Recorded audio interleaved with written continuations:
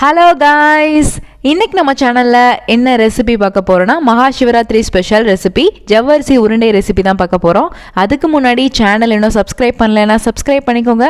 வாங்க வீடியோக்குள்ளே போகலாம். ஃபஸ்ட்டு உங்களுக்கு தேவையான அளவுக்கு மாவு ஜவ்வரிசி எடுத்து வச்சுக்கோங்க. அதுக்கப்புறம் அதில் சுடுதண்ணி ஊற்றி நல்லா 1 மணி நேரம் நல்லா ஊற வச்சு எடுத்துக்கோங்க. இப்போ அதில் கொஞ்சமாக உப்பு, அதுக்கப்புறம் கார்ன்ஃப்ளவர் மாவு கொஞ்சமாக ஆட் பண்ணிக்கோங்க.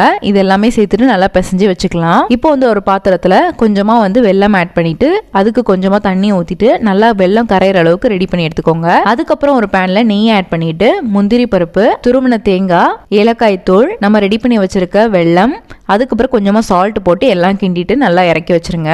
இப்போ நம்ம ரெடி பண்ணி வச்சிருக்க ஜவ்வரிசி எடுத்துக்கலாம். அதில் நம்ம ரெடி பண்ணி வச்சிருக்க பூரணத்தை நல்லா ஸ்டஃப் பண்ணிக்கோங்க. உள்ளுக்கு எல்லாமே வச்சுட்டு நல்லா உருட்டிக்கோங்க. இப்போ இது எல்லாமே ரெடி பண்ணி எடுத்தாச்சு. இப்போ இதே மாதிரி எல்லா உருண்டையும் ரெடி பண்ணி எடுத்துக்கோங்க.